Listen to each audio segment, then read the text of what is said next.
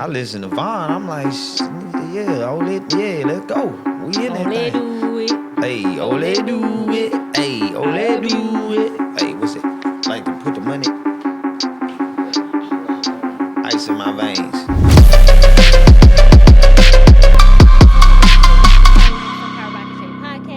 I'm your host, Kasha. I'm Kode Ransom. And we got some heat for y'all today. Today's topic is romanticizing Black trauma, whether in media, art, and all things culture. So, you want to start us off? Yeah. So I want to start off with like why I picked this topic. Yeah. We were just talking about it off camera, but I was talking about how I say recently, but like in the last year and a half, I got into listening to King Von a lot. So before he died, I listened to him a little bit. But the more I listen to him now, it's like the more I not only understand him, but it's like I understand a lot of young Black people a lot better because of it. But then also coming from a music background and especially being a ghostwriter, these are the type of songs they want us to write. Yeah. And when you're in the moment, you're writing them, you think that, I'm just telling my story. And then you realize, like, people are getting millions of dollars off of this trauma that we're perpetuating. And then at the end of the day, we're, some of us get a few $100,000 out of it, but the rest of it's just like, it's shared trauma, so like the recycling. Yeah. The analogy I came up with too was just like, if you were headed to a fight, right? Me and you, we about to go square up. There's some folks that's getting on our nerves, right? We about to go handle up. Like, are we gonna listen to Taylor Swift on the way there? Or are we gonna listen to NBA Youngboy? Honestly, I ain't listen to neither. Oh, I'm gonna turn on some gospel. I'm gonna pray for you. No, I'm just playing. Hey, drill music. I'm listening to drill. I ain't even gonna show like, up. Yeah, like it's like the feeling you get from it, especially knowing, like, now that I know, like, man, a lot of these stories were real. Yeah. You know what I mean? And so then it started making me think, like, I used to hear elders say, like, they're perpetuating this or they're brainwashing you. They're doing. I'm like, yeah, whatever. It don't really feel like that. Yeah. But the more I started to listen to it and be like, hey, they wasn't lying. They wasn't. They wasn't lying. And so that's what some of these questions is really about, and topics just to be able to touch, and kind of by the time we finish, for people to really understand, like, what's going on with our music, our movies, the images that our kids are seeing. That's important. And what we're raising them to be like, so. I think this topic, whether, for the youth or whether coming from a Christian standpoint, I just feel like it's needed because why can't we listen to secular music? Like, why can't I listen to Moneybagg Yo? Why can't I listen to, Dirt? What's his name? Dirt, Vaughn. Like all these Chicago rappers, Memphis rappers, like rappers in general. Why can't I listen to that? And it's like, it's your spirit. It's like you can listen to it, but it affects your spirit. Yeah. Because of what's being penetrated in these songs. Like, it really make you feel some type of way. Yeah. And like, I have family who, are like, they're rappers. They live in the streets. They gang members. I grew up with them. Like, I understand the culture. I get it. I lived it at one point. I was in the midst of it. But at some point, you got to walk away and like leave it all there. Yeah. You just leave it all there. Yeah, and I think there's got to be, to me, it's a happy medium. Because like, if you're telling me like, I just don't listen to that kind of music. It's like, my favorite rapper is J. Cole, but I still got a little Dirk in me from time to time. I feel like J. Cole is safe. Yeah, J. Cole is safe, and it's like, but it's also being reminded of where I do come from, what I grew up around, and just that these type of people do exist. These are traumas and that people around me are dealing with, and if I'm not cognizant of that, it sets me up for failure. Just going around thinking, everybody love J. Cole. And it's like, you play J. Cole for some of these kids, they like, he can rap, but it ain't real. I don't feel what he's saying. Like, I get it because he's on the other side of it. Like, he grew up in those neighborhoods. He, experienced police brutality. Like, he experienced one of his, friends getting killed. But he's on the other side of that. Yeah. And I feel like the kids now, and some of them don't even, they want to resonate with it so bad that they portray an image that they're not. They're really not. Yeah. But I feel like the kids now who's actually in, like, the projects and like in the inner city, they're experiencing it. And so their outlet is having or wanting that recognition or wanting, that's just like me. Oh, I seen my cousin get killed. Or, oh, I seen, when I was this age, my best friend shot herself in the head. And so, like, they want something that they can relate to in some type of way. Yeah. But it's like, they don't make it right. Yeah. And, like, I get we're making money off of it. I get, what we're doing. And it put me in the mindset of Tupac. Yeah. When we think about Tupac, like, yes, Tupac rapped about certain things. Yes, he went on to the deep end, but he also made sure that his community was good. He also gave opportunities for youth. Yeah. Like, you know what I'm saying? Like, Yeah. where is that happy medium? Like, where is the connection? And he gave songs that'll help you realize, like, that ain't the only side of it. So you could hit 'em up, but you would also get, changes, keep your head up. Right. But I also remember, like, I distinctly remember there was two different Tupacs. There was a Tupac before prison, and there was a Tupac after. And the Tupac after is when you got that. So that trauma is what really sparked it. Even though he knew it was there, going to prison changed everything for him. So, like, when we think about historically, again, me and you bonded over history. So, like, even historically, just propagating, like, poor images of black people is what has been capitalized on by this country, this world, for so long, to where it used to be, we be made fun of for eating watermelons. And so that'll be in the books is, what is it? It's either art or the science of selling the Negro. I can't remember which one. But it was, there's a video on YouTube. It might be the art.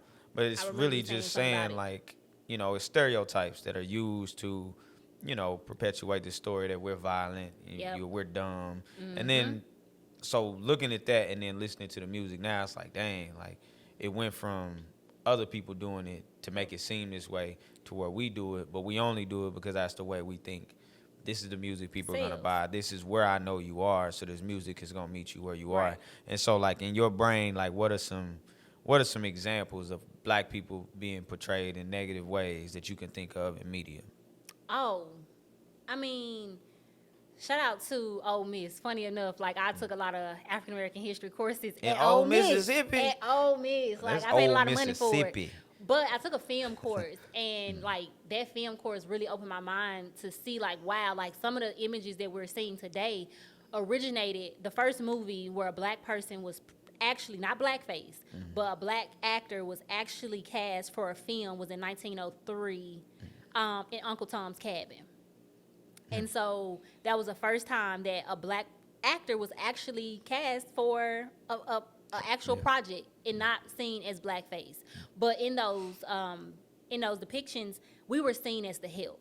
So the black actor, he was the help. I think he was the nanny, or like the person that overseen, like, the cabin.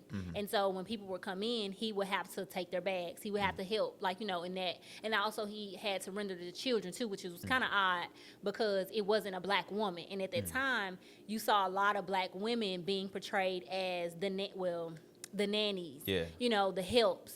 They had to do, honestly, the lesser jobs. And this is how black people were portrayed in images, in media, in movies, in films, and, like, stage plays, because stage plays was really, really big back then. But then as time kind of progressed, we got to see, the stereotypical, welfare queen. We got to see this typical, all these, the mammies, all these things that really portrayed us in a negative light. When actuality, thank God to Sidney Poitier, where he came in and you saw, like, a prestigious image of a black man who actually took pride in the work that he was doing. Actually took pride in the images, in the films that he was being cast in. And it's like, thank God for actors who paved the way for us in media and film. But I feel like currently we're starting to kind of have that, the ghetto black woman, the black woman can't be seen in a positive light. She got to be in a ratchet, cussing out or angry, or, in these images. And sometimes we get the funnier side to a black woman, Girls Trip. I love Girls Trip. It's funny. It's like, it's not trauma. It's not perpetrating. Perpetrating, I like pepper. It's not, like, highlighting any negative. It's literally all fun. It's a group of women, college that, been with each other for years, and they're going on a girls trip, and they kind of seen each other in different avenues in their life. And I just feel like that's something that we need to see more of. We need to laugh. We need to have. We need to be able to relate, because a lot of the times when you're growing, you don't always get to see that. Wow, this is, me and my friend group. We don't always connect. We don't always have the chance to, be together. But also, I get it. When we go on this girls trip, it's gonna be all fun and. I'm going on the next girls trip. I don't care what they talking about. But nah, that's real though. Like but then also there's movies that we should be portrayed in that we're not.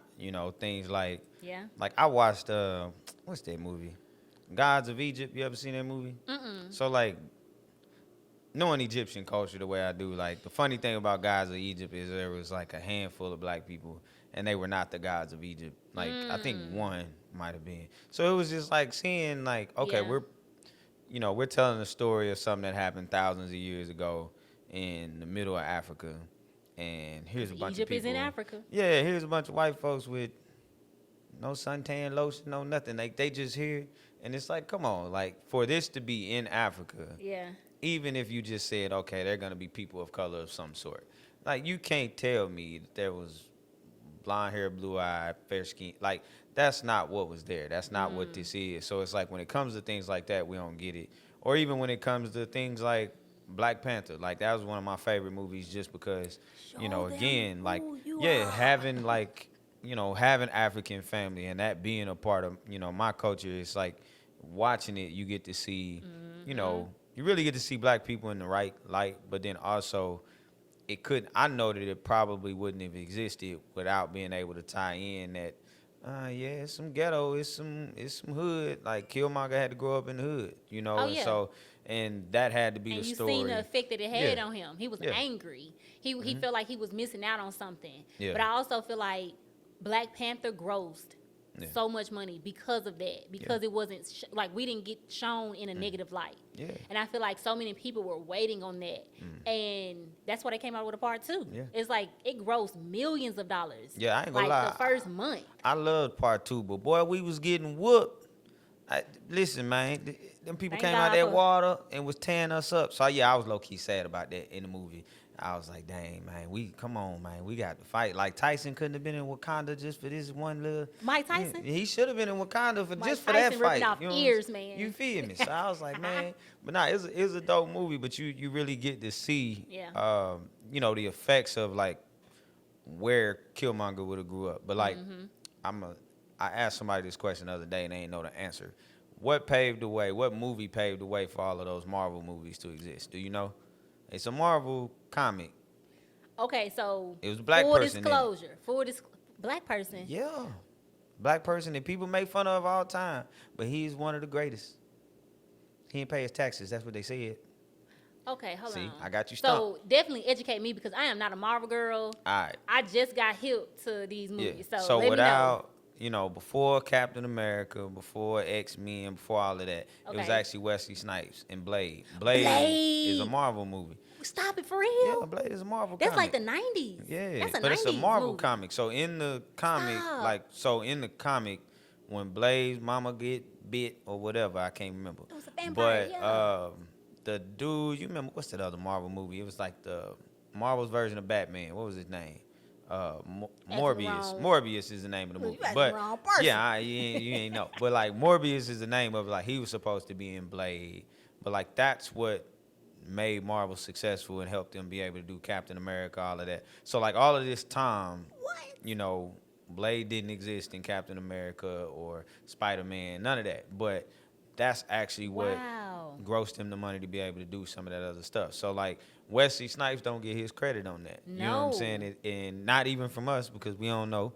But in media that was, they even changed the comics to make them look more like Wesley Snipes' character in the movie Blade. So the original Blade comics didn't look the same way Blade looked. But then when you watch it, he's the one who integrated like kung fu into the movie. Like Wesley Snipes did that. That wasn't the directors telling him. He was like, nah, like he can fight. He wanted to do that for real. So the fact that like black people have done things like that, and Marvel is one of the biggest grossing as far as movie media companies. It goes on, and it's like, that came from Wesley Snipes doing something like that. Yeah. And so like I went back and watched it the other day just to see it. I'm like, yeah, this is still a dope movie to this day. Yeah. But nowhere in any of the movies, you know, does he get a? There's no cameo. There's no reference to it. Whereas we can throw those in there if we really wanted to. So it's stuff like that to where it's like when we really should be getting some credit on something, we don't get it. The Lone Ranger was another one. You ever watched The Lone Ranger? I've heard It's of like it. a Western. So in the Lone Ranger, you got Lone Ranger, and then he got a native dude named Tonto that run with him. That's his. That was before my sidekick. time. Yeah, it was before my time too. I ain't that I was old like, now. You know that what I'm was saying? before Listen, my time. listen. These. That was like my grandma, my granddad Yeah, loved, these- and it will like replay now. Like yeah. it still comes on. Yeah. These bones old, but they ain't that old. You know And what I I'm don't saying? think you that old. Yeah, I Cole. wasn't there, Nah, but- that's my granddad now. Yeah, but like Lone Ranger comes from Bass Reeves, so that's it was an actual black man who was the basically he was a marshal. He was the first marshal, so he ran Texas, Oklahoma, and Arkansas.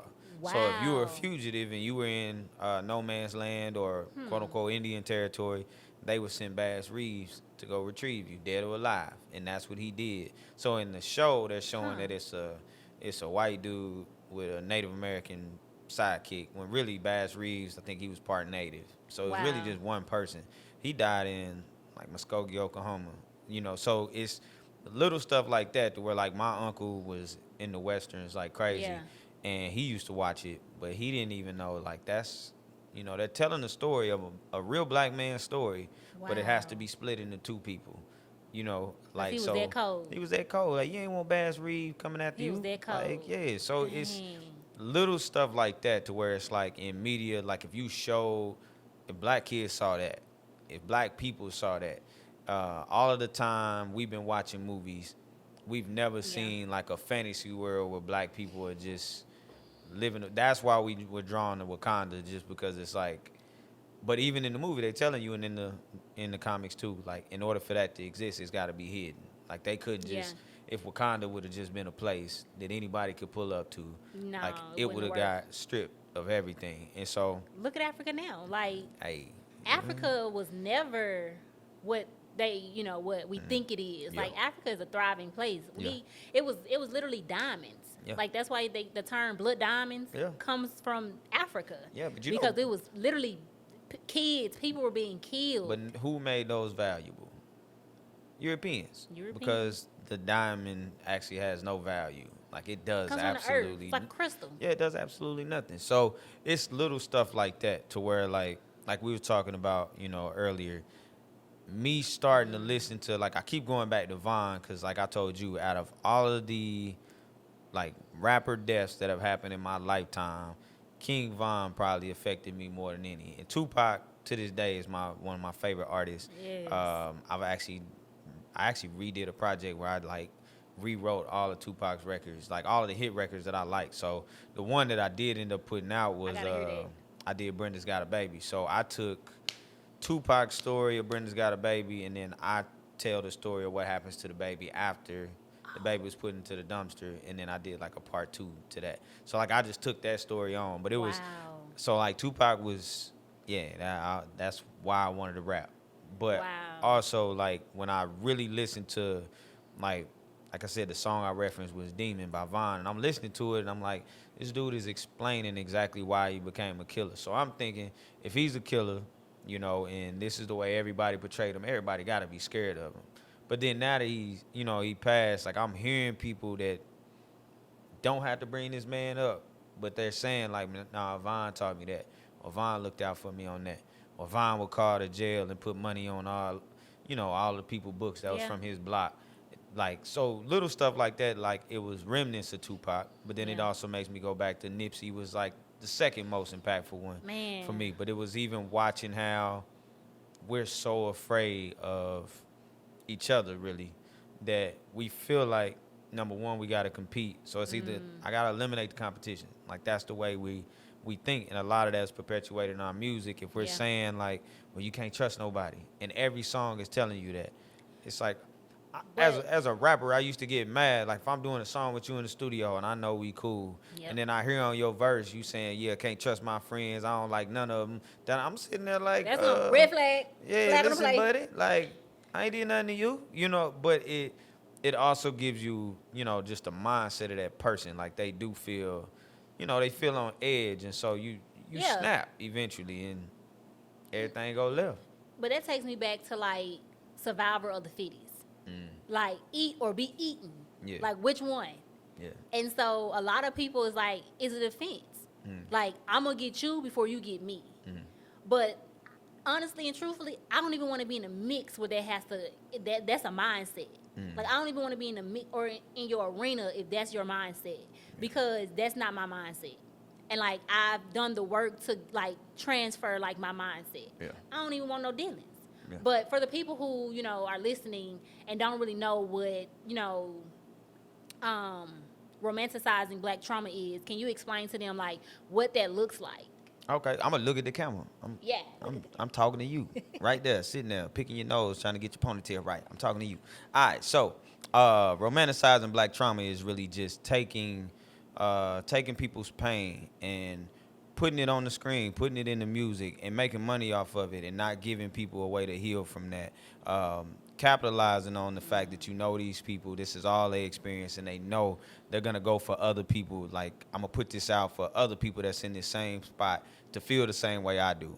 Whereas that same amount of promotion and money is not put into making black people feel amazing. There are black people who do feel amazing, that have done amazing things.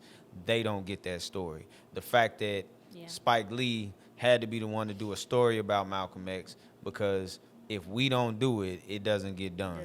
If it wasn't for Ryan Coogler doing Black Panther, if Black Panther would have been done by a white director, it would have not hit the way it did, because it would not have told stories like that. So romanticizing black culture, it happens all over the world. People love black culture, don't love black people. It happens, here in Tulsa, Oklahoma, people romanticize Greenwood. I see it every day. Everything is 1921. Facts. People want to live in this historic district, but nobody want to put back to it. Nobody want to pay homage to where it come from. And then the people Nobody who were wanna talk about it. damaged in this area, what are we doing to repair that? So like coming to Greenwood, that's why I did tours for free. That's why like I'm even hesitant on taking from Black Wall Street, because I know like I gotta make sure I put enough into this block before I take something out. I gotta sow a seed here, not just come take from the trees that are already here. So that's, as a writer, that's why I left music. That's why, like, to this day, I've never done my own music project. I've done other people's. I've written for people, featured, but I wouldn't do it just because I always felt like they ain't gonna listen unless I say these things, and these are things that I don't believe anymore. Right. I go listen to songs that I've did, in the past, and I'm like, man, like, why would I write that? Because at the end of the day, I was aware, because these weren't songs I would let my kids hear. So when I would come home and my kids or my granny wanted to listen to my music, I had a very short playlist of what I could give them. Wow. Versus it was like, I was completely cool with giving y'all that though. And so eventually, yes, I got to a point where I'm like, you know what, that's kind of stupid. That's messed up. But at the time, it was like, this is what you do to get some money.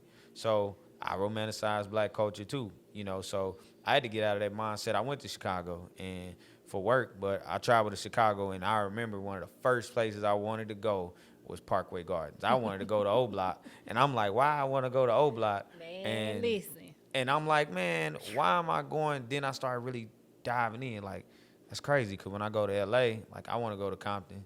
I want to go over off Crenshaw, and these are some of the most dangerous places in this country. But, I get to Atlanta. I want to go to Zone 6. I'm hanging out in East Point, Georgia. So it's, why do we feel like, oh, well, if I'm going to California, out of all the beautiful things that are in California, I want to go see people that are struggling to survive every day, that are in the middle of gang wars, that really don't see a way out. And then we're wanting to come into those cultures. And you see how many rappers, ball players, like, something happened to you when you go a lot of times. But then we also feel like we can't leave, because we haven't seen what that looks like successfully. So when we leave our block, Nipsey was really the first one in my lifetime I got to see, like, okay, like, Buddy going back to the block, he really doing something there. It was down for me. Yeah, and then later I got to see, Slim Thug does it, Bun B does it. Like, the fact that Bun B is a full-blown restaurant owner, and look, I don't know him, he plug, but Trio Burgers, they fire. I like the name. They fire. You know what I'm saying? So anytime I go to H, like, you know, of course, I holler at a couple of my partners, you know, they got businesses. I'm a plug again. Breakfast Club, Mo Better Brews. Them the spots I just had to go to. But Yeah. just going to Trill Burgers and seeing, like, I listened to Bun B growing up, and Bun B didn't change. You know what I'm saying? Right. And it's for the better. And it's like, we shouldn't have to wait until we're in our 50s to be like, oh, well, I could change the world positively. What's my next steps? It's like, if I'm in the NBA, I should be working on that the moment I sign my rookie deal. Right. Like, I got to get out of here one day. I got to do something different. And I got to change the way those people back home see black people. You know, we tear them, like, I'm one of them, I ain't gonna lie. I used to tear LeBron James down. You know what I'm saying? Only because I love Kobe and I love Jordan. But I love LeBron. But it was one of those things that Pick a side. I was comparing LeBron James to, you know, to Kobe and Jordan. Whereas I had to really think to myself, when's the last time I compared Larry Bird? Like, I wasn't comparing Larry Bird. I was just like, man, Larry Bird was just cold. Now, I could compare Larry Bird. Nobody else in the game. You don't. I ain't putting nobody. So I never felt like I had to compare him. Yeah. Whereas everything I watch on the TV is Jordan better than LeBron? Is LeBron better than Jordan? Is Kobe even in that conversation? So you constantly have to compare these black people. I feel like that's the culture in us, though. Yeah. Just like going back to the point of you going to like different cities and having to go into, you know, the black neighborhoods. Whatever the black neighborhoods is, whether they're, you know, violent or whether they're just like something we see every single day. I just feel like that's where we get comfort. Like we see the, you know, we're familiar with this. We see this. It's a term like, oh, I'm good in any hood. Yeah. Like, I feel like I'm good in any hood. Trust me, like I ain't always been the, you know, the polished princess by no means. But like, I had to kind of ask myself like that same questions. Like, why do I want to go to these hoods? Like, why do I be, you know, chilling like I'm actually from here? Yeah. Why? But it makes you think. I'm comfortable here. Because if I have to go to, you know, the white side of things, like, I've had to be real with myself. And this is some work that I had to do currently. Yeah. It was just like, if I go on this side of the town, I don't feel comfortable.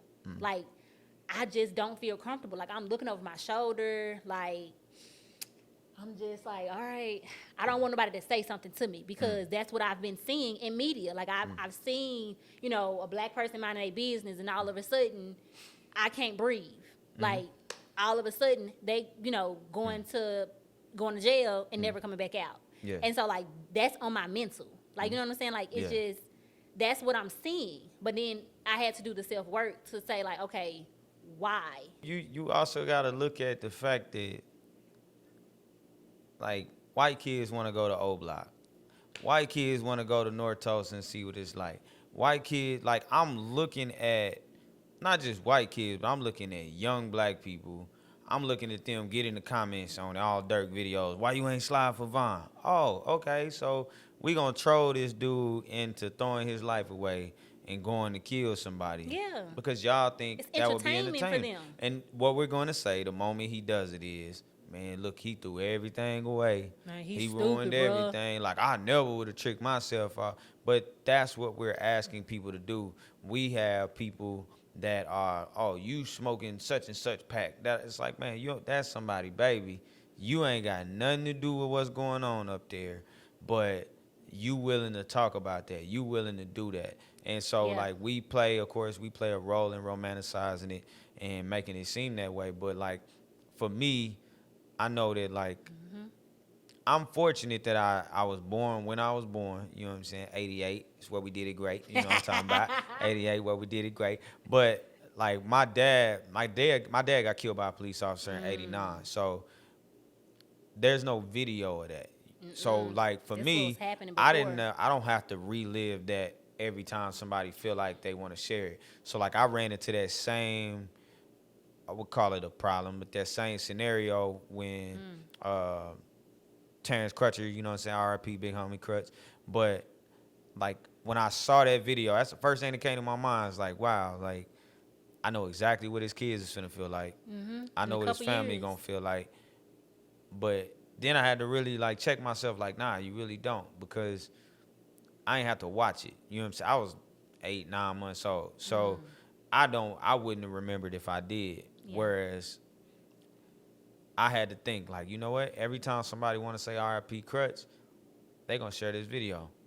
And then his kids, when they get on social media, they're going to see this video. His sister is going to see this video. So it's like people don't really, I see it all the time. Somebody gets shot and killed. We're recording it. We sharing the video. And it's like you don't get that trauma is, you know, like it's one of the worst things that can happen to me.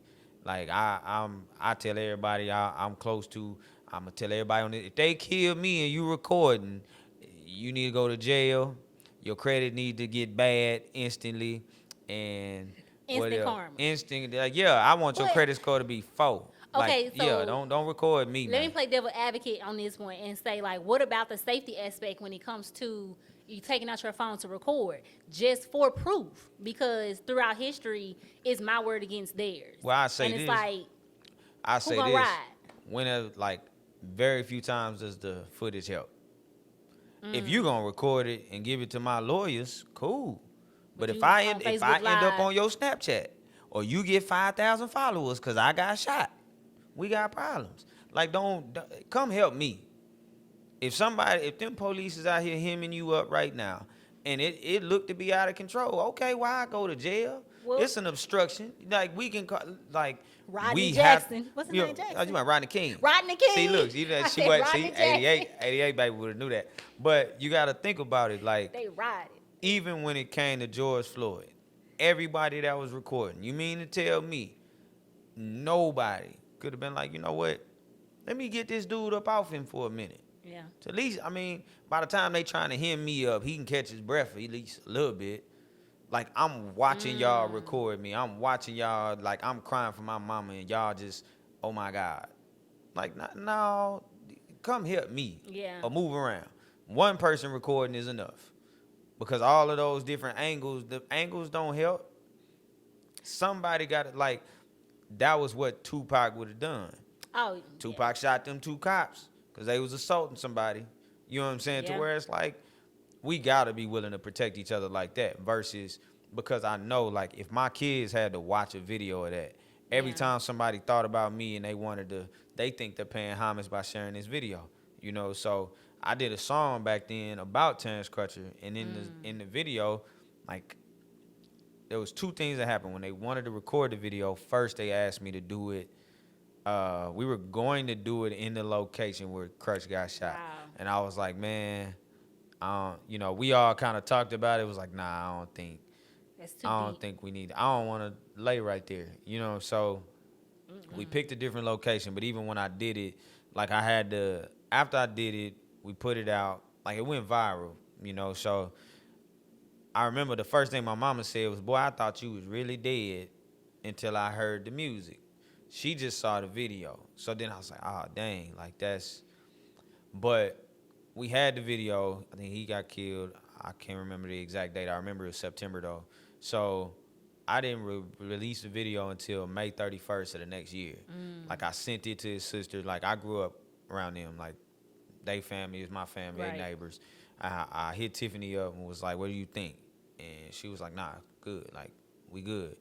But even now, like, that, you know, sign of approval instead of you just taking actions into your own hands. Like, you went and you kind of went to the source and you actually got permission. And sometimes it's not getting permission. It's just like, hey, this is the project, and I'm taking corrective criticism. Yeah. But that's what it is. And it wasn't like, number one, I ain't ever get paid for it or nothing. But it was one of those things where it's like, I'm not doing this because I still want to be a rapper, or, you know, I want views. I was really just like, I know what this feel like, and I'm going to try to put this in a way that, you know, people who don't know what it feels like can understand, like, what's going on. And then the first time I actually did it live was, I think that might have been the first Rush Fest with T. Rush. So we were at the first. I said I'm country.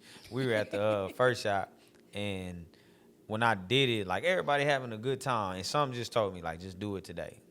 So I was just like, they not gonna like this, you know. But when I did it and just saw, like, how many people just stopped, it's like afterward they really understood, like, this is what this family gonna be thinking for life. It don't go away. So it got me to researching. It used to be illegal to post the death of a person. Yeah. It's called snuff films. You couldn't post a snuff Yeah, you film of people couldn't. being killed.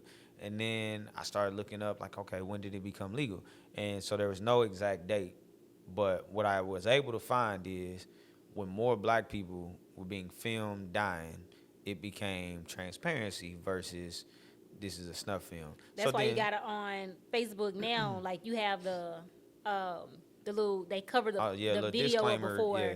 Yeah, it's a disclaimer, but it still doesn't make it right. Nah. I don't want to see it at all. But it's like we have a world full of people that are going to watch that. They're going to watch, you know what I'm saying, the injustice happen just to be able to say, I recorded it. So it's like, if you were talking to my daughter and you were like, yeah, I recorded your daddy being killed. But you ain't gonna testify. I'm like, well, even if you testify, like, if I know my daughter gonna be like, so you was there? It's like, what do I do with a video of it happening when you're close enough to at least try? If you don't succeed, you don't succeed. But I'll tell you this, if they did that to some Hispanic people around other Hispanics, you're not finna be able to kill this person. If they did, what is the white dude gonna say? Listen here, buddy. He gonna come over there. Hold on. I think we it. need to say this. But I think we need to say this. By no means is we're saying that you to condone violence. By no means. No. I think this can be done in a safe way. But no means are we saying like go out there, you see somebody, getting harassed by the police, pull your gun out and or hit them upside their head. Like by no means. You don't pull a gun out. Like even in the George Floyd situation, just step into him. Like, hey, no, man, y'all not gonna do this. If he gotta get arrested, he gotta get arrested. But I ain't getting in the way of that. But what you doing, like we know as humans, we know when something is going too far. And so like I joke and play a lot, but when it comes to stuff like that, it's like you ain't got to worry about me recording. I'm either going to jail with you or we both about to die. It is what it is. Because I'm not going to let them abuse you. Like, if you fighting back, if you really trying to square up or you reaching for something for real, hey, buddy, I can't help you there. Yeah. But if you sitting here complying and somebody just kneeling on your neck for this long, if it's so bad that I need to pull out my phone, man, okay, you record, I'm about to go over there. Because at least in court, they going to see, man, I ain't go over there to do nothing to them police officers.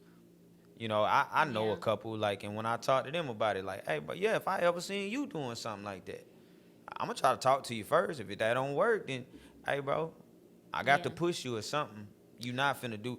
But I think that takes a lot of courage, a lot of gut. And I feel like with just black and brown people and the trauma associated with police brutality and just police, period, I feel like we don't have the audacity to do that.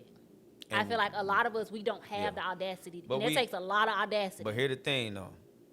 You get the same life sentence for killing another black man.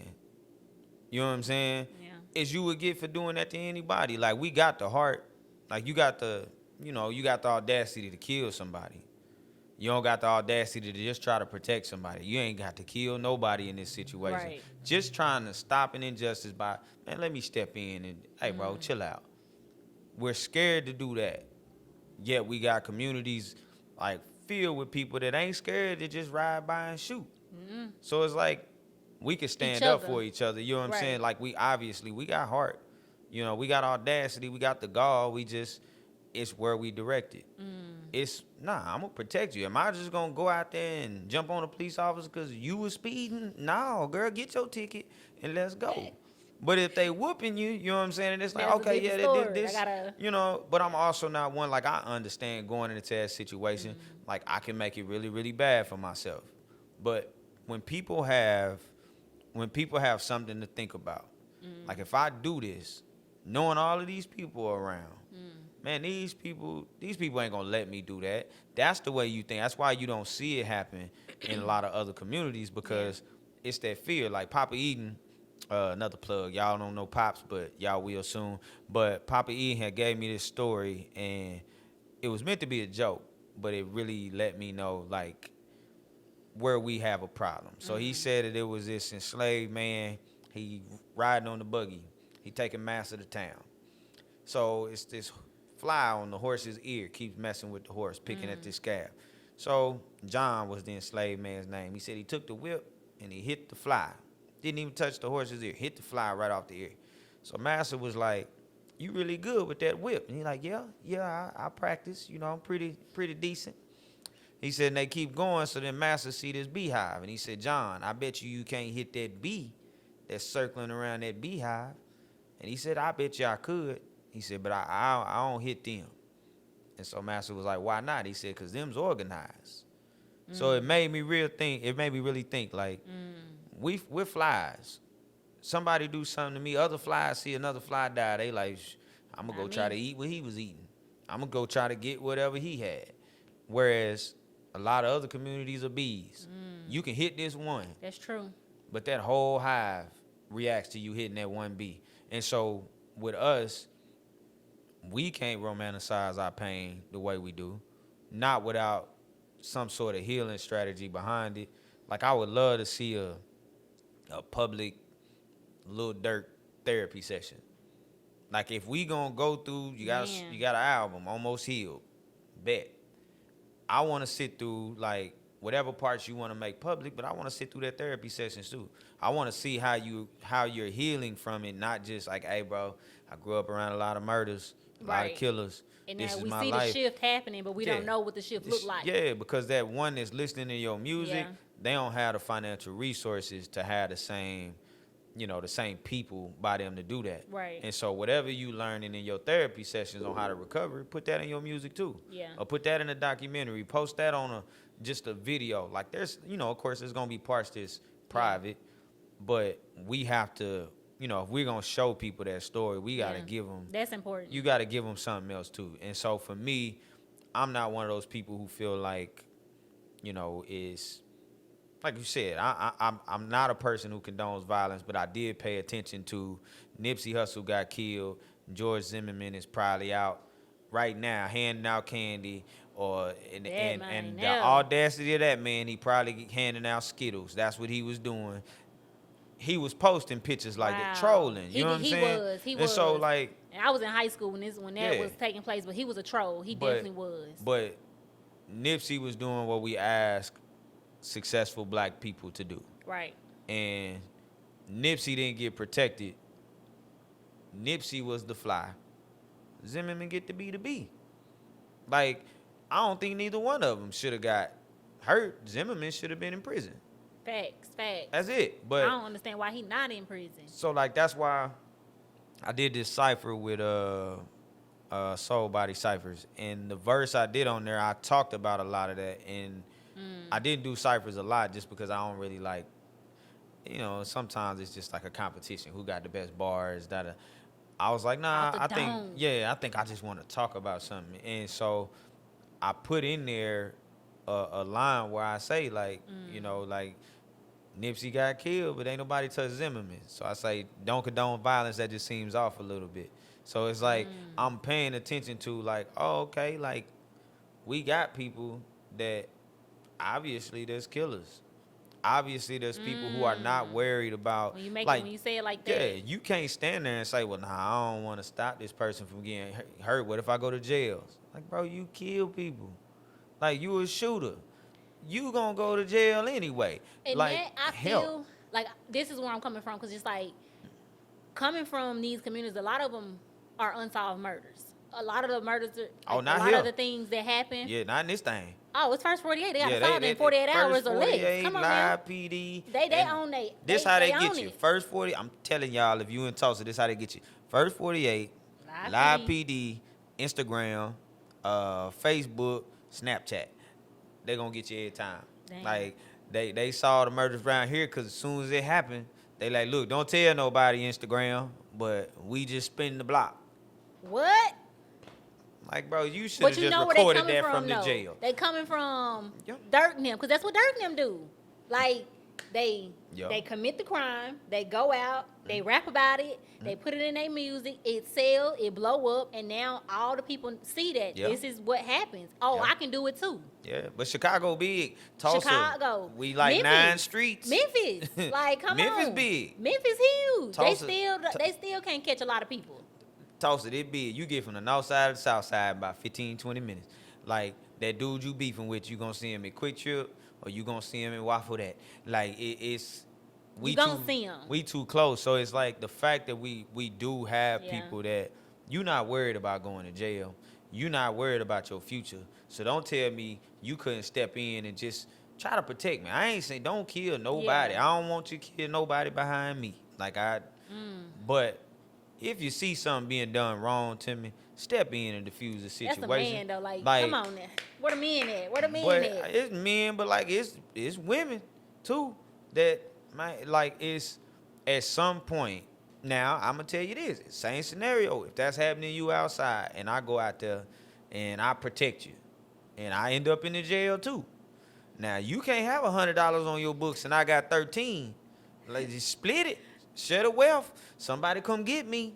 Like it's that's charge partners. They don't even put you in the same facility. Do it? Nah, they separate them at David L. But like they used to do that. Like yeah, they did. Dr. King, Malcolm, they knew like, man, if we go protest, we end up in jail. There's some black attorneys that's gonna come get us. It was There's a some system. black It was bonds. a line of order. So it's like yeah.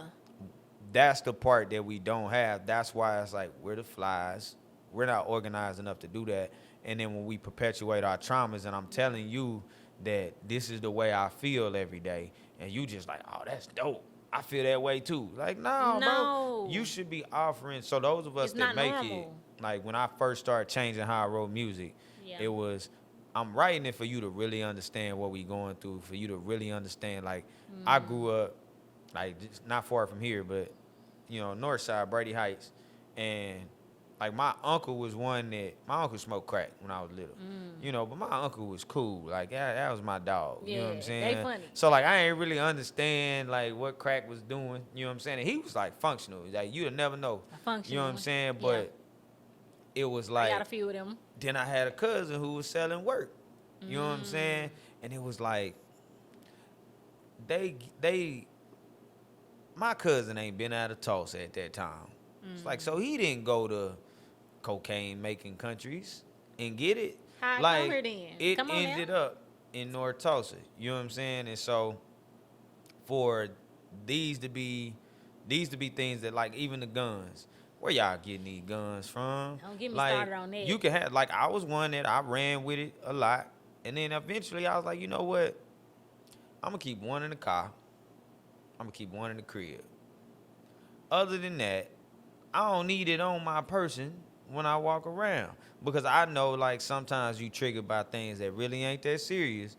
But as a person who like, I love people, I don't want to hurt nobody, but I'm also like, when I got that thing on me, the little lemon pepper, I'm like, hey buddy, you know what I'm saying? You barking up the wrong tree here, buddy. Like, and it ain't that you want to use it. It's just, it's a bravado. You know what I'm saying? It come with it. But then I'm also like, do I really, like, I don't want to hurt nobody, son or daughter. But at the same time, it's like, if something was happening in my house or in my car, we good. When I'm outside, my God, you got me out here. But when I'm in the car and I'm in the house, we tag team. We working together here.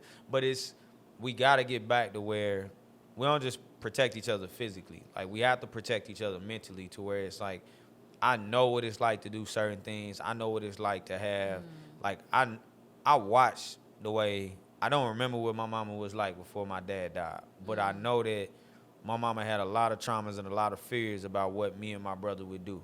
My mama sheltered us a lot more than she would have had it not been for that. If, you know, after I made that Crush video, I was getting pulled over like back to back to back, because I was mentioned in the police department. And then somebody tagged the police department in the video. So, like, they watched it. And so, like, I think I got pulled over, like, over 20 times in, like, less than a month. Wouldn't get a ticket. Like, so every time I call my mama. And, like, I even calling my mama, I ain't really understand what that was doing to her. Yeah, but that's... she finally was like, man, you got to sell that truck. Like, you gotta get rid of it. I'm like, nah, this is my, like, I done put money into this thing. I did, you know, I did what I wasn't supposed to. I put rims and all, you know what I'm saying? I put the work, you know what I'm saying? You feel me? I did that little exhibit, pimp my ride, you know what I'm saying? I got it right. And I did not want to sell that car. Like, but it was like, I need to get rid of this car. Yeah. Because I'm watching, they would just ask me questions. Like, what you think that little video gonna do? And I'm like, they didn't. I'm like, man, I ain't. But I really, when I did it, I didn't think about, like, I didn't think about that. But then I also had to start thinking, like, if something was to happen to me today, like, you know what I'm saying, the only people that's really gonna feel it every day, it's gonna be my kids and my mom and them. But everything that I had been doing just for my side of town and my people out here, it's like, man, they gonna remember me for a few weeks. And then somebody's gonna step up and do either all or some of what I was doing, and I'll become something you think about every once in a while. Yeah. Which is cool. I get it. There's a whole lot to think about in life. But at what point do we protect people that are trying to do better for us, that are trying to give us something that we should be, we really should be holding on to? Like, I teach history not because I think people care about it. Right. I teach history because it's like, man, if you understand what has been happening to us time after time after time, like, you ain't gonna make the mistakes I make. Like, that's why that quote from Tupac, I may not change the world, but I guarantee to spark the mind of one who will change the world. Like, that quote always stuck with me because I'm like, to this day, I mean, they just arrested Tupac's killer, like Keefe D. Now, we've been knowing Keefe and them did it, but the fact that 30 years later, it's still like, you think Tupac was still here. Jada got to talking about he had alopecia. Like, you know what I'm saying? Like, Tupac's still here. You know what I'm saying? He really is. Like, but that really told me, like, every generation you get somebody like that. Very influential. But I was thinking before we came to do this podcast, like, I was sitting here playing a video game, and I was just thinking about, like, what we were going to talk about or what I was going to say. And what kept popping in my head was, like, Tupac is just as, like, it's like he's more relevant now than he ever was, even back then. But then I started thinking, how many people like Tupac, Nipsey, Malcolm X, Huey P., how many of them died of old age? Young. And I was like, man, I ain't never met no. I've never young. Like, Pops is as close as I've gotten to as of an elderly Tupac, and like. The people like that always got to go early. The DOS, they always got to go early. Yep. And so that let me know that we're not protecting those people enough. That's the scary part about being in the fight, about, like, knowing history and, like, being in the fight, is that the Martin Luther Kings, they were protected. They had people around them, even to the day they died. Like, even when, like, he went off into different places and different communities, he didn't have to go to a hotel. He lived in like, when he went to different places and, said his speeches or, went to churches or whatever he did, he didn't have to spend his own money to go into a hotel. He was fed, he was clothed, he was housed by different people in the community that literally listened to what he was saying, understood it, but also felt the need to help in some type of way. And, like, now I look at, like, people like you who are, Tony, who's here on fertile grounds, who's literally trying to keep the spirit of Greenwood alive.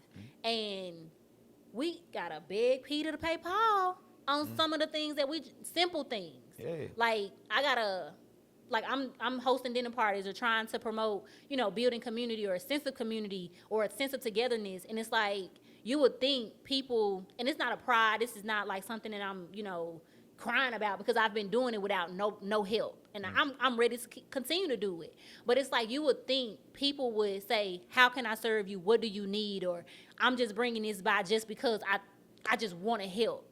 Even if it's not even asked of me to give, I want to serve. And it's like, where did that go? Like, how can we get back to that? And that brings me to the question of, coming from a historian, what is something tangible that we can do now to get into that spirit of togetherness, or just the inkling of building back the historical aspect when it comes to all of these, historical people?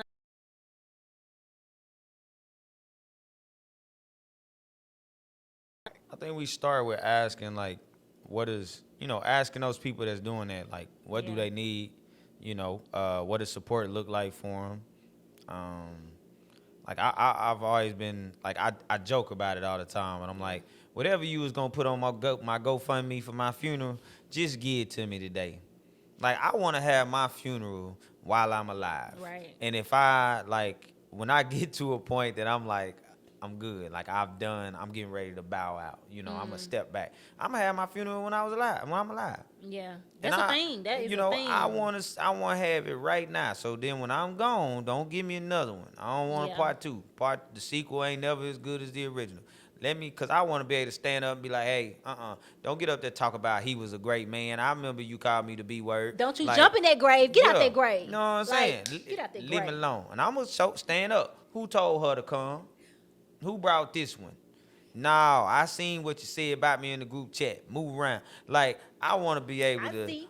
I really want to see, like, all jokes aside, I really want to see, like, what did I teach you? Mm-hmm. And how did you use it? If I just taught you something and you ain't never used it, it didn't work. Yeah. I ain't do it right. You know, it should have inspired you to do something. So don't just tell me what I did. Yeah. Tell me what you did with it.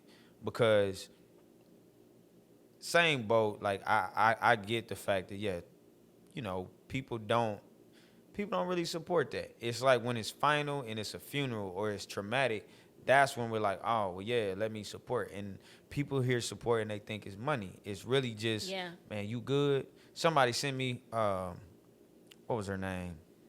Erica Beavers. Shout out Erica Beavers. I just seen it this morning. I just didn't reply because I was doing a whole bunch of stuff. But she randomly sent me a message and was just like, this was on my heart. God told me to just reach out to you and see what you needed. Obedience. Like, you know what I mean? And I was just like, and I read it like, you know, like, and what's funny is if I tell people this, they never believe me. And I'm like, that's rare. Like, I really don't see that a lot. Like, I don't get thank yous most of the time. Yeah. Which I get why I don't. It's a pride thing, but or people assume like, oh, so many people have already said it. They that assume, I don't have to. It's like, no, I think that I've gotten to the practice of, I mention it all the time, putting people in categories. Right. It's like you're a person that I will build with, build for, or learn from. Yeah. And the people who just can't break out of that shell of ask, just ask, like, what do you need? Yeah. How do I help you? Because the way I view help and the way you view help could be different. Right. So if you tell me, hey, man, if you ever need me, call me. People laugh at me, but I'm dead serious. Right. I be like, well, what you mean? No, for real, because I got you. Yeah, because you got me, I got you. So I need to know exactly what it means, because if I'm down, you mean if I need $52, you got me? Now, you can say, nah, don't call me for no money. Like, call me for more support. Call me if you want me to volunteer for a program. You need somebody, you know, to usher in your people for the volunteers. I ain't gonna be mad at that. That's cool. Like, because time is more valuable than money can ever be. I ain't gonna be mad at that. But I think that we don't define that enough with each other, to where that's why I always keep going back to the King Von situation, because I watching videos of him where people that hated King Von, like he was from the rival gang and both sides and lost a lot of people. I'm watching these people from the opposite gang say, man, King Von was my favorite op. Like, Buddy used to call us and be like, hey, man, I dissed y'all on this song. I'm about to send it to you. Like, to almost to where it's like in another world, these dudes would have been best friends. Yeah. But because of how much... They probably even went to school together. Yeah, how much trauma was in between them, they couldn't get there. So it's from really... the hands of somebody else. Yeah. If more people knew how to say, like, all right, bro, like, obviously we don't hate each other. Like, we feel like we have to do this. Yeah. What can we do? And here in Tulsa, it's the same with Greenwood. You don't got to come down here and spend your last $2. Yeah. More than likely, people down here would give you something before they sell it to you. But when you take something from this place, like, put something back. Is that going to be volunteer time? Is that going to be, okay, I have a platform and I'm going to use that to give y'all something? But until we figure out how to support each other without finance, like, we don't, like, the finance part ain't gonna never come. Right. Greenwood thrive, Harlem, like, these places thrive for black people because there was a spirit of just taking care of each other. We were bees back then. Yeah. Like, we become flies, and we become flies just because we all think that our world is just our world. Like my world affects you. My world affects everybody who watches this. Just because if you paying attention to me, if something good happens for me, it's gonna affect you. Yeah. Now, some of y'all gonna be haters and be like, should have been me. And I'm gonna say, well, probably should have, but yeah. And then some of y'all gonna be like, nah, I'm proud of buddy. Right. Like, you know what I'm saying? And it doesn't cost you anything to give, credit where credit is due. Give a little recognition. Like, and I feel like even in the midst of, like, I get, when somebody pass off and die, but it ain't even gotta be when I die. It's like, okay, I'm here, but I know God has me here. Like, I know the vision. I know where he has me. I know the calling. It's just a matter of time. And so, like, you think when I get here, you think I'm gonna mess with you? Yeah. Like, it's gonna be cute, boo. Hey, yes, come on, come through. But my immediate people is the people who's helping me now, who's building with me now. And although that roster is very small, I appreciate them. Like, I appreciate them. And when I say I got them, I got them. Whatever they need, time, money, whatever. I will open my house. I will let you borrow my car. As long as I put you on the insurance first. Yeah, I was gonna say, you gotta put you on the insurance first. I need to run a quick trip. Like, nah, I think it's gonna take about 2 days. Hello. I always look at things in teams, so like we can't all be Kobe, can't all be LeBron, we can't all be Jordan.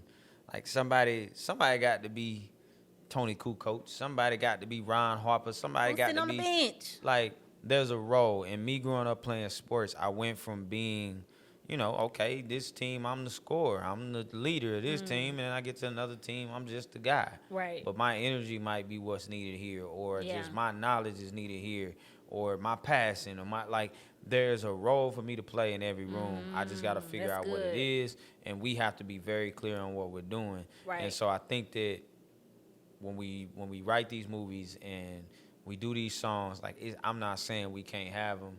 Right. I'm just saying, like, at the end of the day, we got to walk it back and be able to show people there is a path to healing from it. And when my music changes, don't be mad at me for that. There's so many people, you changed. I was like, can't stay stagnant. You gotta grow. Life is consistent. Life is ever evolving. And if you're here and you're constantly just being here, I'm gonna question it. And like, as your friend or as somebody who's in close proximity to you, I'm gonna continue to ask you. But something that a past friendship has taught me is that sometimes people they're okay with the stagnant in their life. They're okay with just being mediocre. They're okay, even if you see that they have something in them that can take them or propel them further. They're okay with where they are now. And sometimes you got to get out before it starts to penetrate you. Like, you got to be like, okay, I've tried, I've given my time, I've given my expertise, and I've sat in this with you, but I can't sit in this with you no more because it's hurting me to see you like this. Like, it's literally hurting me to see you like this, and I want better for you as a friend, sister, just somebody who I see, church member, whoever, because I know, like, that's not all that God has for you. Like, I know it's not. Yeah, and people aren't, you never throw people away. Like, they'll have a purpose, they have a space. Just reshelf you. And like my granny used to always tell me, too many people around you, light or dim it. Like, I should have a handful of people, that help, and then everybody else, like, you still have a role. You ain't in the starting five, and it's cool. Like, the NBA don't work without fans either. Like, we need that. We need people that's cheering for the other team. Like, everybody has a role, and I think that that's one of the biggest things of, like, just healing all of this is we all have a role in the healing. I can't do it by myself. You can't do it. 5 of us can't do it. Right. I tell people all the time, like, the world's got to be going in the wrong direction if I'm a rarity to you. Like, if you think, like, bro, you just so dope. I'm like, I'm not dope at all. So I'm regular. I just decided I'm going to do things the regular way. Right. I don't go out of my way to be spectacular. Right. Like, I do music, I do poetry. I know some people that are better than me. I know a whole lot of people that ain't. But I know some people that are better than me in these pockets. I'm not even trying to be the greatest because I don't judge art that way. Right. So I just know for the people I'm supposed to be talking to, they gonna get it. Right. People I'm not supposed to be talking to, wait a minute. you figure it out. 'Cause I can't. Like there's I can't something waste in the there. time. There's something in there for you. And if you don't like that kind of medicine, go get the kind you like. But I think that just understanding we all have to be on board with healing it first, because then if our movies show us in a different light, that's not saying we can't have movies that talk about that, but we have to show that ending need to be a little bit different. Right. You know, what was that movie I watched the other day? I got mad. I still need to figure out who directed that movie. Queen and Slim? Who directed that movie? In the comments, I want you to tell me who directed that movie. Because whoever directed that movie, that's I'ma tell you. face right there. Yo. Ooh, that right there. Let me tell you what they did to me. Oh, that was just. Anytime a brother say he from Florida now, I'm like, you from Florida. you gonna take the money. That was the modern day, what's that? Bonnie and Clyde. Bonnie and Clyde? Yeah. What's the other one who What, drunk the poison together? That's Romeo and Juliet. Romeo and Juliet. Yeah. That was the depiction of that. Man, that made me so mad because I so knew like I knew something bad was gonna happen. But I'm like, nah, they gonna get away. And then when I seen the plane was right there, I seen Buddy with the money. I said, so wit. It was his. It's so wit. Whoever directed that movie, put their name in the comments. I want to send them DM. They not gonna read it. I know it, but I know that movie ain't new, but.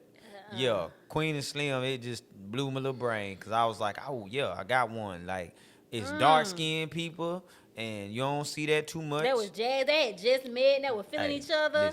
Listen. But you see how, that's what I'm talking about, how there was an injustice going on behind the car. It didn't, like, she didn't do nothing that was just crazy. You know what I'm saying? But it's like, these people barely knew each other. Barely. But there was I'm going to protect you, you going to protect me. Now they bonded after. Now imagine if we all just said, I'm going to protect you, you going to protect me. What kind of bonding come with that? So yeah, whoever wrote Queen Slim. Melina Matsoukas. Who? Melina Matsoukas. Is she black? Yeah, you see the afro? Melina Mats. You see that say afro? Say her name again because I ain't trying to mess it up. Melina Lena. Put some respect on the girl name. I said it first, the right, but Miss Lena. Yeah, you should, that part, I get it. It's Hollywood, but that part broke my heart. Like, I listen, movie was a 10 out of 10. Like, I love it. I'm going to try to check out more of your work. I'm just crossing my fingers that it ain't no more Florida dudes with gold teeth in it because I see what they do in that movie. Queen, That man's pulled up to him and was like, I'm going to hand deliver him to y'all. Broke my heart, man. Broke my heart. Like, this man called you as a friend. Yeah, and so just to give you context on the way I am with movies, I still have not watched, so I like Marvel movies. I still have not watched Infinity War or Endgame.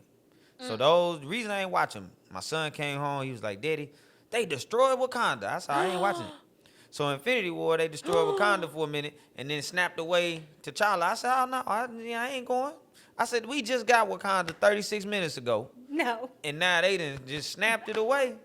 I ain't watching snapped it away? Yes. What's his name? Thanos. He just snapped it away. I ain't like it. So That's the fact why I watched that... the Marvels movie now. Yeah, I was like, I can't watch it. Then in the next one, my son was like, well, Wakanda came back, but they fighting in Wakanda. I said, so they're tearing up all the decor.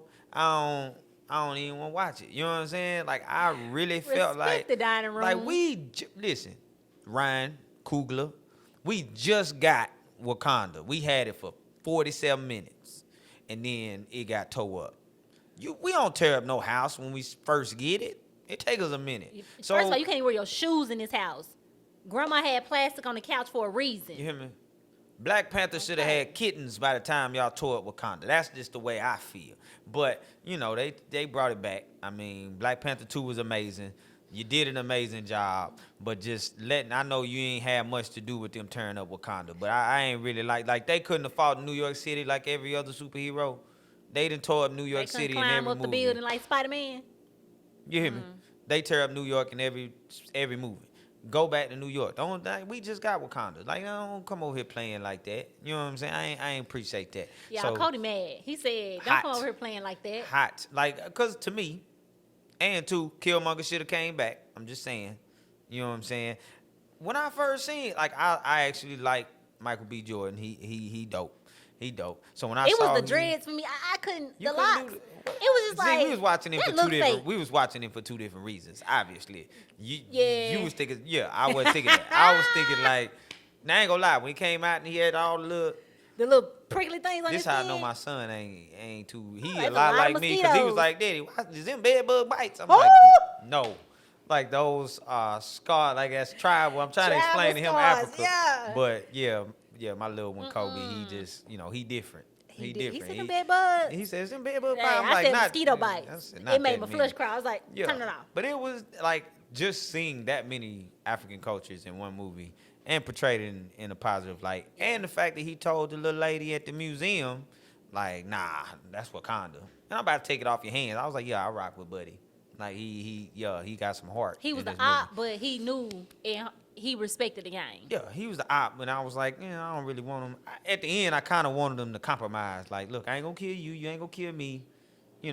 But it reminded me of was it Dr. King and Malcolm X?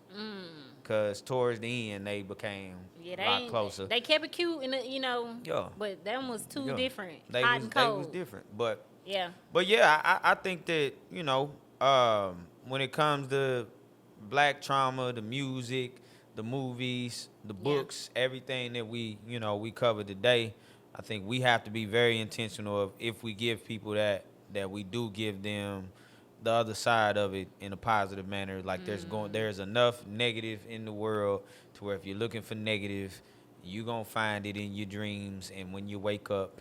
But we have to give people more positives. There are people who make it out of that, and if you don't know people who have, there are therapists and things like that. Like I had never seen black men in therapy. It's new to me. Like my therapist, I felt like she was in my business. It be a reach sometimes, but it's needed. Yeah, and it's so needed to unlock a lot of the trauma. Yeah, I know it helped. It helped me to where it's like stuff that I didn't think was affecting me. Being able to talk to somebody, it really did. It really did show up for me. So that's really all I needed to talk to you about today with these things. I always appreciate being able to, go back and forth and what's the word I learned the other day? Banter. You know what I'm saying? Yeah, look at me. Look at me. What they say? That's a TCAT word. Yeah, look at me gonna go to Harvard. You know what I'm saying? ACT word. I'm gonna go to Harvard like 41st in Harvard, not the other Harvard. But yeah, that's an SAT word right there. Yeah, I'm smart about 4 days out the week. I didn't talk about the reparations today. Every video, I'm going to bring it up because I just think I ain't got them yet. And I've already spent half of mine. I know what I want to get. So I'm trying to speed up the process and get in it.